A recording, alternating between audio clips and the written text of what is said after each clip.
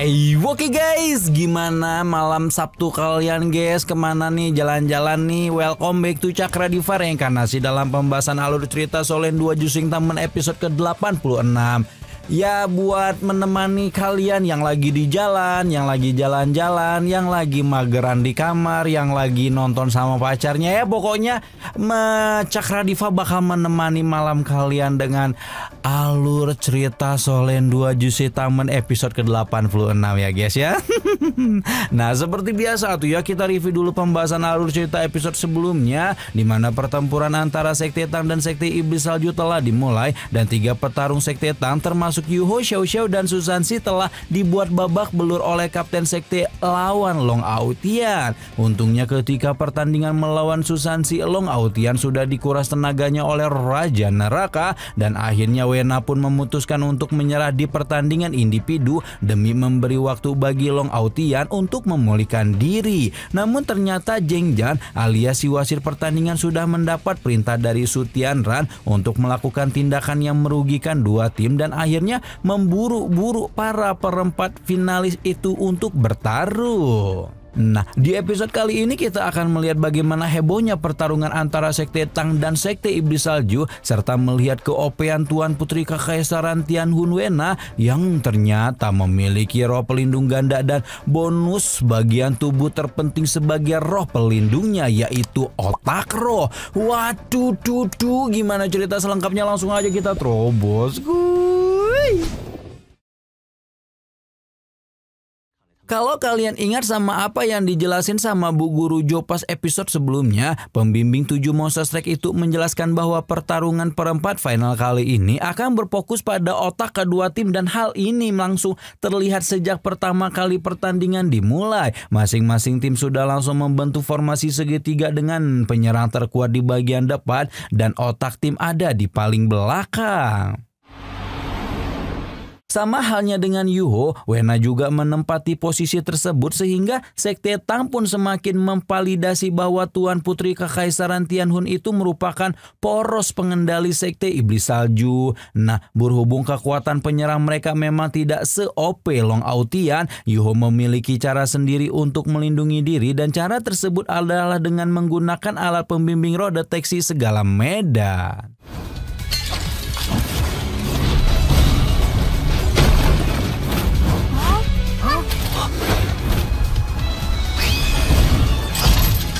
Ketika Yuho menunjukkan alat pembimbing roh tipe pertahanan kuat itu, Jing Hongchen langsung berdiri dari tempat duduknya, sementara Su Tianran auto memasang wajah seram sambil menaikkan suaranya kepada sang kepala Aula Mingde. Bagaimana keduanya tidak kaget karena pendeteksi segala medan itu sebenar-benarnya adalah alat pembimbing roh yang dikembangkan secara rahasia oleh Aula Mingde, dan Yuho hanya pernah mencobanya sekali saja pas dulu uji coba bareng Mbak Juzi dan Mbak Keke itu loh. Masih inget kan? Seperti biasa tuh, kalau nggak inget kebangetan ya, mau udah diingetin ini sama Ginosis sama Cakra Diva Reinkarnasi. Jing Hongchen pun auto minder setelah dibentak sedemikian rupa oleh Su Tianran dan mengemukakan dugaannya bahwa kemungkinan besar masalah ini ada hubungannya dengan Suan Jiwen yang berkhianat.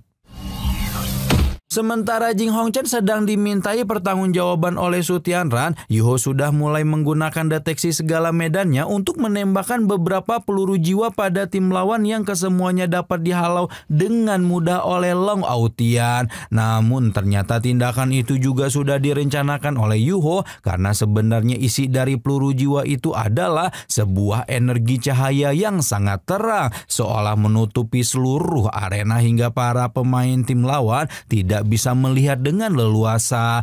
Tepat ketika peluru cahaya telah meledak, Yuho pun membagikan deteksi spiritualnya sehingga membuat Sekte Tang bisa bergerak dengan leluasa dan mengeroyok Long Aotian serta Wena sebagai poros utama tim. Namun tanpa diduga-duga, Namun ternyata di tengah gangguan peluru cahaya yang sangat menyilaukan itu, Long Autian dan Wena masih bisa bertarung dengan sangat baik. Yuho langsung paham bahwa Wena sebenarnya merupakan pemilik roh pelindung ganda yang juga memiliki keterampilan dalam pengendalian spiritual. Akhirnya Yuho pun menggunakan pupil ungunya untuk memindahi dan akhirnya mengetahui bahwa Tuan Putri Kekaisaran Tianhun itu sebenarnya memiliki otak roh. Yuho teringat penjelasan Muon tentang roh pelindung tubuh, di mana semakin penting bagian tubuh yang berhubungan dengan roh pelindung, semakin kuat juga master roh tipe tersebut. Ketika melihat Wena, Yuho tidak dapat memungkiri lagi bahwa gadis itu merupakan master roh yang sangat kuat karena otak merupakan bagian terpenting dari tubuh.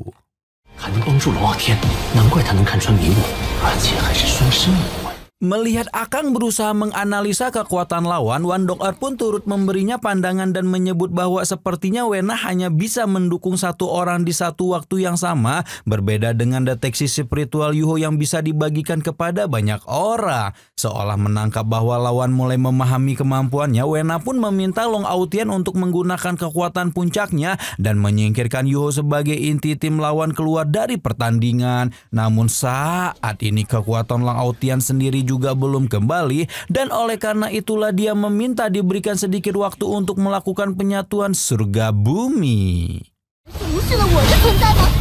Ketika mendengar secara belak-belakan bahwa Sekte Iblis Salju berniat untuk menargetkan Yuho dan menyerang diam-diam, Xiao Xiao pun langsung ngamuk karena tidak terima melihat betapa anggota tim lawan benar-benar meremehkan dirinya. Anggota Sekte Tang yang lain pun turut menunjukkan kekuatan mereka masing-masing dan dalam sekejap membuat Sekte Iblis Salju berada dalam tekanan. Seolah belum cukup melampiaskan kekesalannya, Xiao Xiao memanggil ketiga kuali jiwa sansangnya bersama-sama dan menumpuk kuali itu satu persatu hingga menciptakan tekanan luar biasa pada lawan. Tepat ketika Wena hendak menargetkan Xiao Xiao, Susansi kembali menggunakan alam Suanwu miliknya dan menyebabkan seluruh anggota Sekte Iblis Salju tenggelam dalam lautan luka dalam. Lagu dong. Seolah situasi tidak bisa menjadi lebih buruk lagi bagi Sekte Iblis Salju setelah mendapat tekanan dari kuali jiwa Sanseng dan alam Suanwu. BB bersama dengan Yuho dan Wando juga menambahkan dukungan serangan dan membuat Wena kesulitan mengendalikan diri. Karena itu akhirnya Wena meminta bantuan kepada anggota Sekte Tubuh yang memiliki mata roh dan menyusun serangan beramai-ramai ke arah Wando. Namun tepat ketika dua orang sudah melepaskan serangan bersama ke arah Putri Tangsan yang sudah enggak ke putra-putraan itu, Wandong sekali lagi tidak panik, malah dengan santai menggunakan pelindung kupu-kupu cahaya untuk mengepaskan dua orang yang menyerangnya.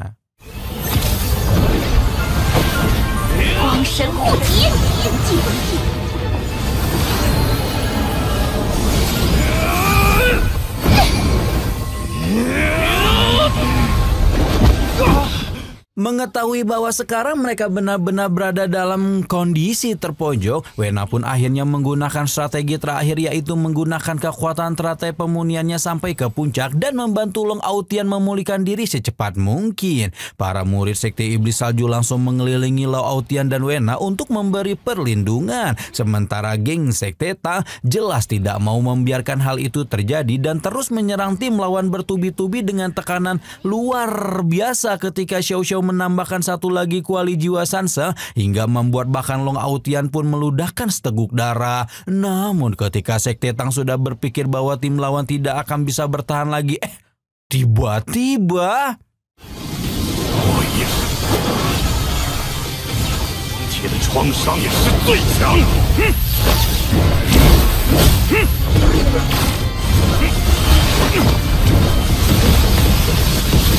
tiba-tiba tapi ternyata Long Autian telah memulihkan dirinya di waktu yang sangat tepat dan langsung melakukan penggeprekan dengan menghempaskan 36 anggota dilawan hanya dalam beberapa kedipan mata. Sementara tatapan kagum semua orang tertuju lurus ke arah Long Autian yang bisa membalikan kedudukan dalam sekejap, tatapan Long Autian malah fokus pada satu-satunya anggota Sekte Tang yang belum dihajar, siapa lagi kalau bukan Yuho yang telah memasang wajah serius di balik alat pendeteksi segala medan. Tanpa banyak babi bu, Long Aotian langsung menyerbu dengan barbar ke arah Yuho, mematahkan semua kaki alat pembimbing roh yang dia gunakan, dan akhirnya menggunakan tebasan dewa gila untuk menghancurkan inti alat pembimbing roh di mana Yuho berada.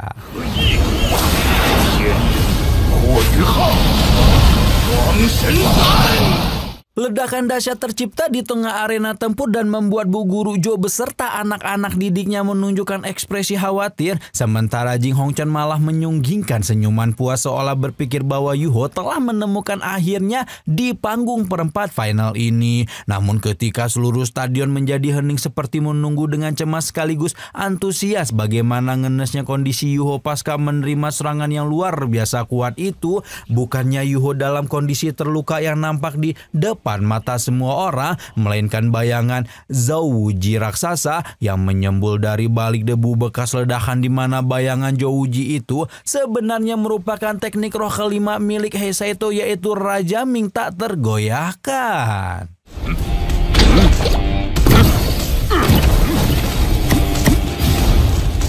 Yuho menjalankan kursi rodanya sambil mengunyah permen Zhou Wuji sebelum kemudian meminta He Saito untuk mengeksekusi rencana mereka selanjutnya. Dan benar saja, setelah Yuho memberikan instruksi, He Saito juga mengeluarkan sebuah meriam yang berisi cahaya pengekang level 7, di mana alat tersebut senyata-nyatanya dapat menahan pergerakan bahkan seorang master jiwa level 80-an dalam waktu singkat. Betapa terkejutnya semua orang termasuk Wena dan anggota sekte Iblis Salju ketika melihat bukannya Yuho yang digeprek, sekarang pemain garda terdepan mereka justru ditahan pergerakannya sehingga tidak bisa bertarung. Cahaya pengekang benar-benar mampu mengunci pergerakan Long Aotian, dan meskipun kapten tim sekte Iblis Agung itu telah berusaha menenangkan rekan-rekannya dengan berkata bahwa cahaya pengekang tidak akan bisa menahannya dalam waktu lama, seketika formasi sekte Iblis Salju langsung berubah menjadi kacau dan anak perusahaan sekte tubuh itu tidak bisa keluar dari tekanan.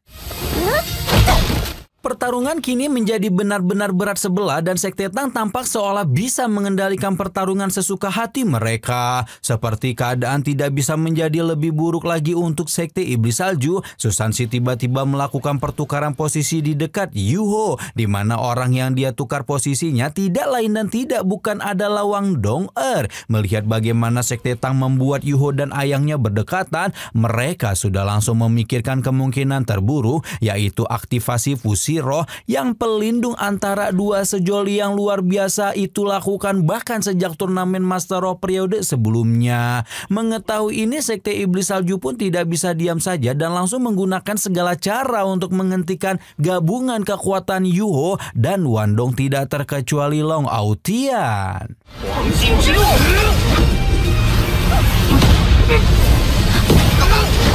Namun sayang upaya itu tidak membuahkan hasil karena tepat ketika Long Aotian terlepas dari cahaya pengekang, Master Roh Suci itu justru terkena ledakan jalan emas yang membuat tubuhnya sekali lagi tidak bisa bergerak sama sekali. Meskipun terkena tembakan jalan emas, semua orang bisa melihat bagaimana lapisan emas di tubuh Long Aotian dengan cepat mengalami retakan, di mana kekuatan jalan emas memang tidak bisa menahan kapten tim Sekte Iblis Salju itu dalam waktu lama. Namun waktu yang sekejap itu sudah cukup bagi Yuho dan Wandong untuk merapal teknik gabungan mereka yang selanjutnya, yaitu Palu Kaisar Surgawi, yang pada akhirnya memaksa Wena untuk menggunakan ratapan wanita iblis miliknya.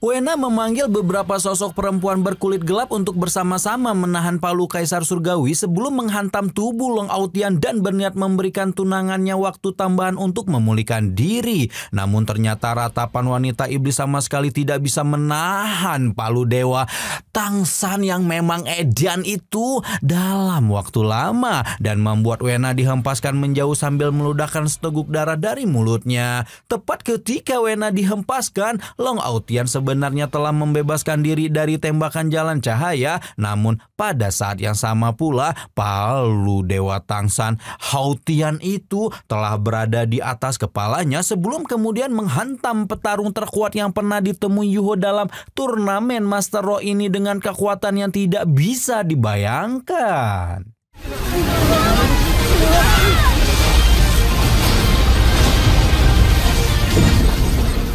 Ledakan dahsyat menggema di seluruh stadion tatkala palu Kaisar Tangsan yang palu Haotian itu akhirnya menghantam tubuh Long Haotian, dan beberapa saat setelah ledakan mereda, orang-orang masih dapat melihat kapten tim Sekte Iblis Salju itu berdiri tergopoh di atas senjatanya sebelum jatuh kehilangan kesadaran. Tepat ketika Long Haotian ambruk, anggota Sekte Iblis Salju yang lain juga kehilangan kemampuan untuk melawan, dan setelah menyaksikan betapa buruk situasi anggota-anggota timnya termasuk Long Haotian, Wena pun hanya bisa menggertakkan giginya kecewa sambil mengumumkan bahwa Sekte Iblis Salju mengakui kekalahan mereka. Sorak-sorai penonton memenuhi stadion ketika Zhang Jian mengumumkan kemenangan Sekte Tang dengan ekspresi muram. Sementara Su Tianran tampak menunjukkan raut gelap ketika melihat bagaimana dua tim yang dilahirkan oleh Akademi Strike ternyata mampu menempati 2 dari 4 posisi teratas. Ya, meskipun ceritanya Akademi Strike belum baku hantam nih, kalau melihat dari reputasi lawan memang orang-orang udah pada mikir ya kalau Akademi Strike paling menang ya guys ya. Melihat Su Tianran yang menjadi sangat muram, Master Kerajaan alias Yono sekali lagi memberikan penghiburan dan berjanji Sekte Roh Kudus akan memaksa Sekte Tang mengecap pelajaran besar pada babak semifinal nanti. Sepeninggalan Yono, anggota Sekte Roh Kudus lain termasuk Om Mbak Yaya yang kita panggil Yang Mulia Suci dan Om Jang Peng juga pergi dari stadion. Sementara itu Juzi tampak kebingungan melihat Su Tianran masih menunjukkan ekspresi suram padahal sudah mendapat dukungan dari Yono. Mendengar itu Su Tianran langsung menegur dan mengingatkan Juji bahwa Sekte Roh Kudus bukanlah kekuatan asli mereka, dan apabila Sekte Roh Kudus benar-benar keluar sebagai pemenang, mereka juga tetap mendapat kecaman publik karena bekerja sama dengan Master Roh jahat. Karena itulah siapapun yang keluar menjadi pemenang, Su Tianran menegaskan bahwa elit-elit muda ini hanya memiliki 2 pilihan, yaitu menyerah atau mati. Edan, waduh Edan, ternyata Su Tianran juga tidak sepenuh hati bekerja sama dengan Sekte Roh Kudus nih guys. Nah, kira-kira siapakah ahli muda yang kata Su Tianran tidak memiliki pilihan kecuali menyerah atau mati ini? Apakah mereka adalah pemenang turnamen Master Roh atau generasi muda Kekaisaran Matahari Bulan yang tidak mendapat hasil memuaskan selama turnamen? Nantikan terus pembahasannya hanya di Cakra Diva Reinkarnasi Rama. Di sini pamit, bye-bye.